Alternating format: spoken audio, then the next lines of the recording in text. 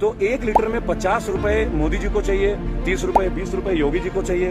उत्तर प्रदेश में हूँ इस वक्त। जब आप आईपीएल का गेम्स कराते हैं, आईपीएल के गेम्स कराने के दौरान आपने जो पानी का इस्तेमाल किया पिचेस के लिए, वो कौन सा पानी था? पीने योग्य पानी था या रिसाइकल? लेकिन मंत्रियों को देखिए, बिरयानी फ्री है, प्रोटीन शेक फ्री है, खाना फ्री है, टोयोटा क्रिस्टा BMW फ्री है।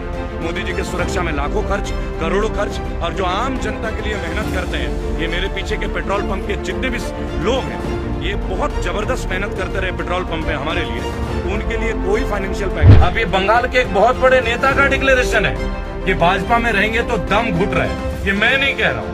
और वहीं जतिन प्रसाद जैसे लोग हैं, कहीं भी साधारण वर्ग का आदमी इस केंद्र की शासन की वजह से कभी भी ना सुरक्षित रहा है 2014 से, और ना सुरक्षित रहेगा। मैं आज आपको बता, अगर मजदूरों की बात उठाना कलंक है, तो हाँ, ये कलंक मैं 1000 बार करूँ, क्योंकि मैं मजदूरों के लिए जीता हूँ और मैंने अपने खुद के जीवन बहुत मेहनत करके ऊपर उठ के आया हूँ। आपको इस आप जैसे लोगों की वजह से कुछ नहीं होता। आप जैसे लोगों की वजह से आज भी देश से बड़ा एक पार्टी है, लेकिन मेरी नजरों में देश बड़ा था, देश बड़ा है और देश बड़ा रहेगा। जय हिंद, जय भारत। तो मैंने भरवाया डीजल अभी 41 लीटर और मेरी पेमेंट आई है 3626 रुपए। 41 लीटर डीजल 3626 रुपए। और मेरे साथ ये सहयोगी जो है इस वक्त हिंदुस्तान पेट्रोलियम के, राइट। तो इनका ब्रेकअप क्या है 1 लीटर का, आप मजा आएगा आपको सुनने में। 1 लीटर में 18 to 20 रुपीज स्टेट और नियर अबाउट 30 रुपीज सेंटर को दिया जाता है। लेकिन उसका 1% भी अगर इन कर्मचारियों के जीवन में, ये भी कोरोना वॉरियर्स हैं जो आप देख रहे हैं, पासवर्ड आपको नहीं दिखा सकता लेकिन करते हैं, अब 1300 लोग जुड़ गए हैं। तो आप लगाइए 50 रुपए 1 लीटर में तो राज्य और केंद्र सरकार मिलकर हमारा खा जा रही है। इनको क्या दिया जा रहा है? ये लोग जो दिन रात, हो गया नहीं, क्यों नहीं हुआ? नेट का इश्यू, दोबारा कर लीजिए, ठीक है, कोई नहीं। 1400 लोग जुड़ गए। पेट्रोल पंप की कहानी है, देखना पड़ेगा। ये जितने लोग हमारे इर्द गिर्द काम कर रहे हैं सारे, ये भाई जिनको आप देख सकते हैं टोटल, इनको कितना पे आउट मिलता है। कोरोना में क्या 50 लाख रुपए का मेडिक्लेम इनका हुआ था? मैं इनसे पूछूंगा नहीं, क्योंकि ये जॉब लाइन में है, लेकिन मेरी जो RTIs हैं वो आपको पब्लिक करेंगे हम लोग। कर दें फिर से, एक बार पेमेंट फेल हो गई थी, दोबारा पेमेंट कर देते हैं। आप आइडिया लगाइए, 1 लीटर पेट्रोल और डीजल में 50 रुपए राज्य सरकार को और केंद्र की सरकार को चाहिए हर जनता से। और वो किस बात की चाहिए? क्योंकि यही ONGC क्या हो रहा है, कार्ड में कोई इशू आ रहा है। चलिए मैं इससे दे देता हूँ ना, लो पेटीएम दे दो, पेटीएम से कर देते। तो 1 लीटर में आखिर कितना चाहिए इनको और क्यों चाहिए, इस बात का जवाब कौन देगा? ये हमारा एक छोटा सा प्रश्न है। और जब हमने ये बोला कि कोरोना में ये लगातार काम कर रहे हैं पेट्रोल पंप के जो कर्मचारी हैं, जी मोहित जस हो जाएगा, मुझे कितने हो गए बताना? 3626। 1 मिनट लाइन पर रहिएगा दोस्तों, थोड़ा इनकी पेमेंट कर देते हैं। 2 बार इनकी पेमेंट हो नहीं पाई थी, आई होप इस बार प्रॉब्लम ना आए, नहीं तो दूसरा कार्ड दे देंगे भाइयों को। हो गया, 1900 लोग जुड़ चुके हैं हमारे साथ। तो 1 लीटर में 50 रुपए मोदी जी को चाहिए, 30 रुपए 20 रुपए योगी जी को चाहिए। उत्तर प्रदेश में हूं इस वक्त है। और इन लोगों के लिए क्या है भाई, जो ये फिलिंग स्टेशन में काम करते हैं, इनके ऊपर कौन चर्चा करेगा?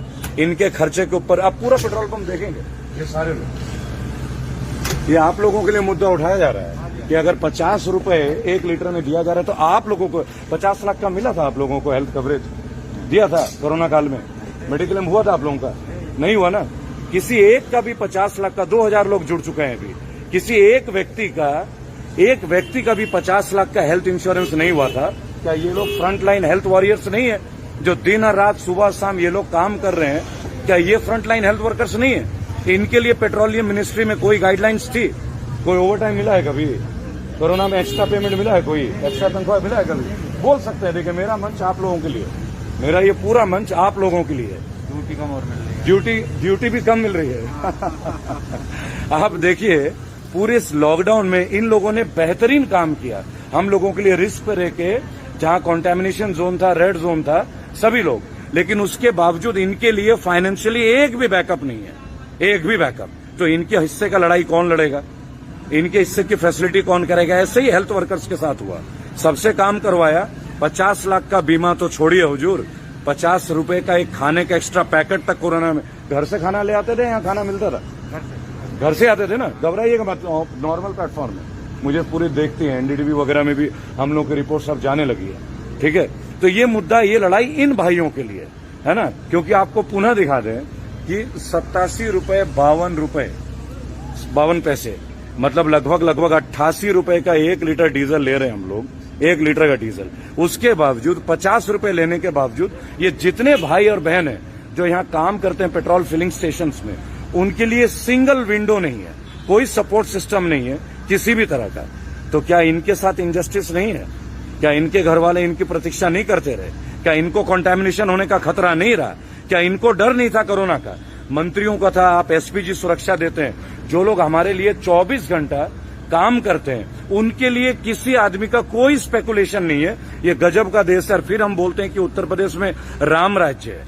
बहुत सारे पेट्रोल पंप में, सीएनजी स्टेशन में सबने बोला कि रेबल आप हमारे लिए भी आवाज उठाएं, क्योंकि हमारे को कोरोना में कोई इनको एक्स्ट्रा पे आउट क्यों नहीं दिया गया?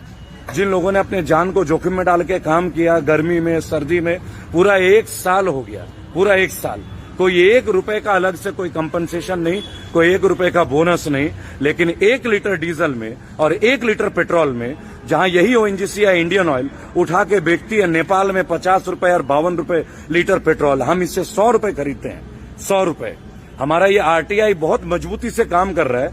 अगेंस्ट एक और आरटीआई भी बताएं, अभी हम लोगों ने बीसीसीआई के ऊपर भी एक आरटीआई डाला। उसके लिए मेरी आज मीटिंग थी और ऑल इंडिया एसोसिएशन के लोग आए थे कि जब आप आईपीएल का गेम्स कराते हैं, आईपीएल के गेम्स कराने के दौरान आपने जो पानी का इस्तेमाल किया पिचेस के लिए, वो कौन सा पानी था? पीने योग्य पानी था या रिसाइकल वाटर था? तो उसके ऊपर भी अभी बात चल रही है। हम उजागर करेंगे, आप लोगों को बहुत बड़े पैमाने पे उजागर करेंगे दोस्तों, बहुत बड़े पैमाने पे। लेकिन एक बात है, अब ये पेट्रोल स्टेशन के जो लोग हैं, जिनको आप देख सकते हैं मेरे आगे पीछे, क्या इनके परिवार के साथ ये नाइंसाफी नहीं है क्या? क्या इन लोगों के साथ ये गलत नहीं है क्या? 24 घंटे इन्होंने हमारे लिए काम किया, 24 घंटे, दिन और रात नहीं देखा, कभी आगे पीछे नहीं हुए, कभी भी। लेकिन उसके बावजूद आप ये लगा लें कि किसी व्यक्ति ने इनके लिए एक आवाज नहीं उठाई। और हमारे जो पेट्रोलियम मंत्री रहे, जो मिनिस्टर रहे, वो कभी झांकने नहीं आए। ये हाल हर पेट्रोल पंप की कहानी का है। जितने भी लोग काम करते हैं उनके दर्द का है, जिन्हें 1 रुपए का एक्स्ट्रा इंक्रीमेंट नहीं दिया गया, और तो और उनको बेसिक किटें तक उपलब्ध नहीं थी। अरे आज भी वही है, अपने ही पैसे से मास्क खरीदना पड़ता है इन लोगों को, अपने ही पैसे से सैनिटाइजर्स हैं जो पर्सनल है, लेकिन ड्यूटी में रहेंगे, लेकिन कोई फैसिलिटेट नहीं। आप समझिए देश की स्थिति क्या है। जो ग्राउंड जीरो पे काम करते हैं उन लोगों की ये स्थिति है। लेकिन मंत्रियों को देखिए, बिरयानी फ्री है, प्रोटीन शेक फ्री है, खाना फ्री है, टोयोटा क्रिस्टा BMW फ्री है।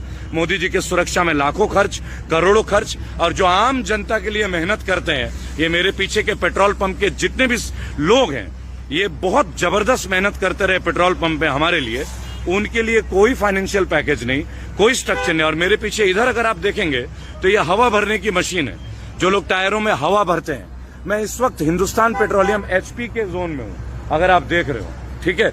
अगर आप उनको जाके देखेंगे, देखिए सामने से, और ये पीछे का जोन देखेंगे, जो हर गाड़ी में टायरों में हवा भरते रहे, उन लोगों के लिए कोई दस्ताने नहीं थे। आखिर मिनिस्ट्री ऑफ पेट्रोलियम, आप समझिएगा, इतना पैसा कमाना, इतना रिच, लेकिन किसी मंत्री को इन वर्कर्स के लिए कभी दुख दर्द नहीं जाहिर हुआ। इनके हिस्से की लड़ाई कौन लड़ेगा?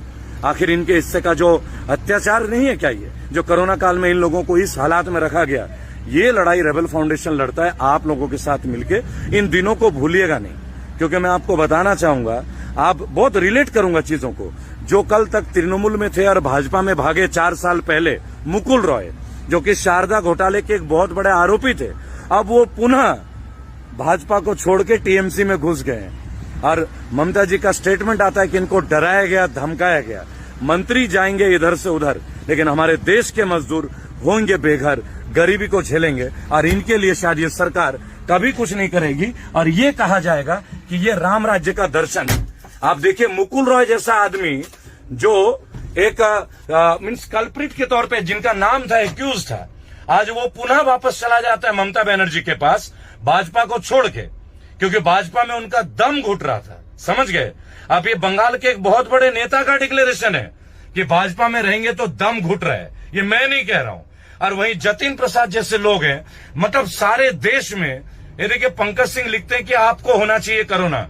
पंकज सिंह जी, मैंने पेट्रोल पंप के इन मजदूरों की आवाज उठाई है। आपके पेट में लात नहीं मार दी मैंने कोई, मैंने मजदूरों के लिए बात कर रहा हूं। क्योंकि ये जो मजदूर है ना सर, हमारे और आपके लिए इतना करते हैं। पूरी लॉकडाउन में यहाँ खड़े रहे बेचारे, लड़के और लड़कियां, हिंदुस्तान पेट्रोलियम, भारत पेट्रोलियम, कहीं भी चले जाइए, सीएनजी पंपों में चले जाइए, इनका क्या गलती था? क्यों नहीं इनको 50 लाख का पैकेज मिला? आपने मेरे वीडियो में खुद सुना, उन्होंने क्या बोला, उल्टा ड्यूटी में भी प्रॉपर पेमेंट नहीं मिली। ये हालात है। सोचिएगा दोस्तों, कहीं भी साधारण वर्ग का आदमी इस केंद्र की शासन की वजह से कभी भी ना सुरक्षित रहा है 2014 से, और ना सुरक्षित रहेगा। मैं आज आपको बता रहा हूं, अपने हिस्से की लड़ाई हमें लड़नी पड़ेगी।